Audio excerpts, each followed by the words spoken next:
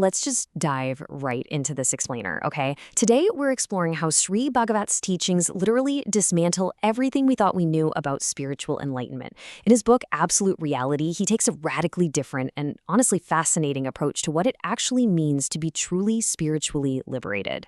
Now, we naturally assume that enlightenment is this permanent state of joy, right?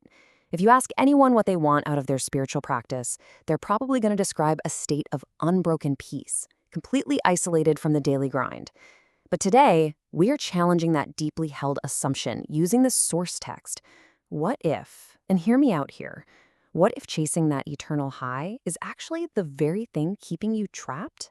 This brings us to a really thought-provoking quote from the renowned sage Ramana Maharshi. He asks, we have to ask ourselves, who is having all these experiences? To whom these experiences occur?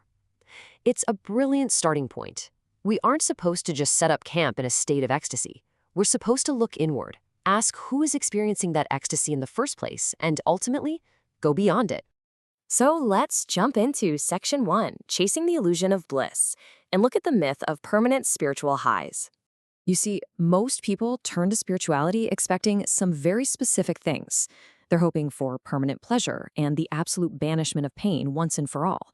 They want relief from daily sorrow, an endless godly state, maybe even occult powers, and a life of unbroken joy. And honestly, it makes perfect sense. It's kind of our inborn human nature to seek out security and pleasure. But according to our source material, expecting this actually sets us up for a massive contradiction. Now, here is where it gets truly disruptive. According to the text, worldly pleasures and spiritual bliss, they are fundamentally the exact same thing. Crazy, right? We usually judge worldly pleasures like eating rich food or seeking entertainment as lower, while we elevate spiritual bliss as something higher or divine.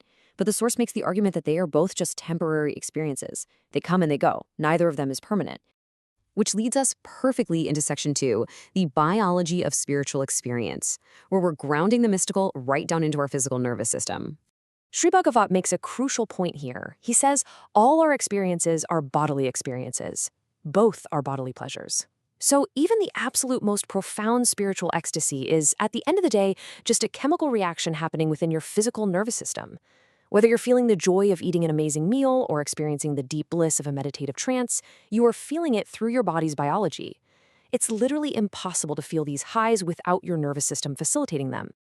And here's the catch, because these experiences rely entirely on your body. They're subject to your body's physical limits. Think about it like this. Eating way too much sweet food will eventually harm a diabetic, right? Similarly, forcing your body to sustain extreme spiritual highs will actually start to break down your physical and mental health. The human body simply isn't built to sustain a permanent state of intense ecstasy. When pleasure is pushed way beyond its natural boundary, it inevitably becomes pain. All right, moving on to Section 3, the trap of the experiencer. Let's look at the illusion of you versus your feelings. Let's break down how we unconsciously create these stressful internal contradictions. Step 1, a spontaneous thought or feeling just happens on its own. It bubbles up. Step 2, our I consciousness immediately jumps in and claims it, basically splitting reality into two camps, the experiencer and the experienced. And then step 3, we start fighting. We fight to permanently retain the pleasure, or we fight to drive away the pain.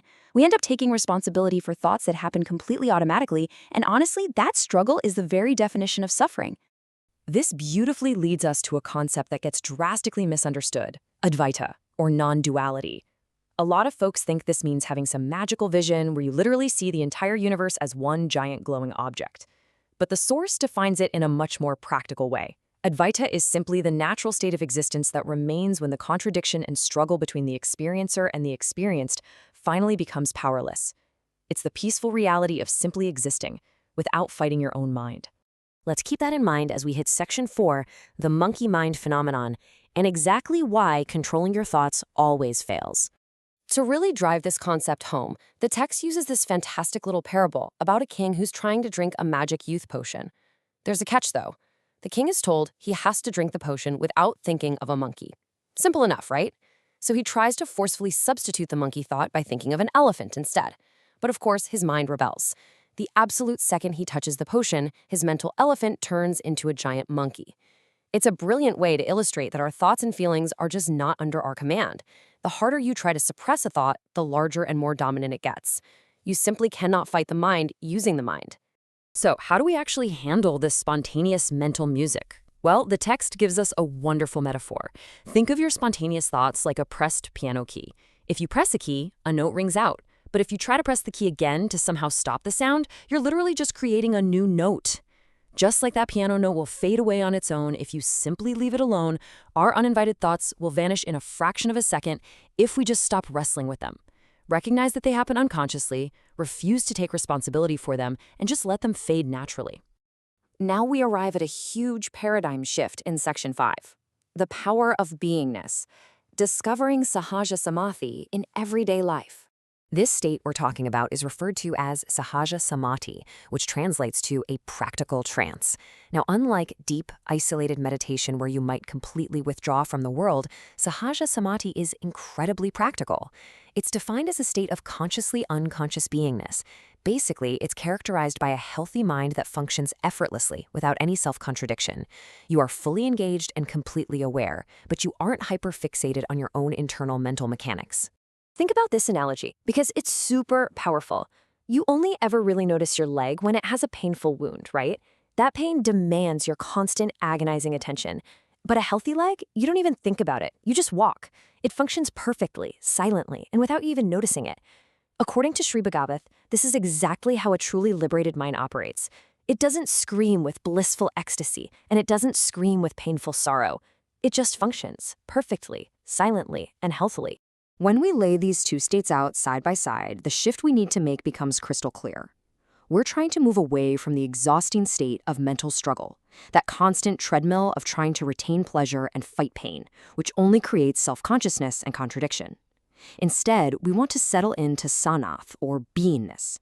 This is a state of natural equanimity. It's unconscious functioning. It's absolute freedom from the exhausting need to evaluate every single thing we experience. So if you take absolutely nothing else away from this entire explainer, remember this. Life without self-contradiction is spirituality. True enlightenment is not about chasing some mystical high, and it's not about escaping to an endless state of joy. It is simply existing without fighting yourself. It's allowing your mind to function spontaneously without constantly stepping in to judge, suppress, or control it. I'm going to leave you with this final thought to ponder today. What actually happens when you finally stop fighting your own mind? If all your suffering comes from the internal friction of trying to control the uncontrollable, what incredible, natural peace might you find if you simply let your mind just be? Thank you so much for joining me for this explainer today. I really hope it sparked some genuine curiosity for you. Catch you next time.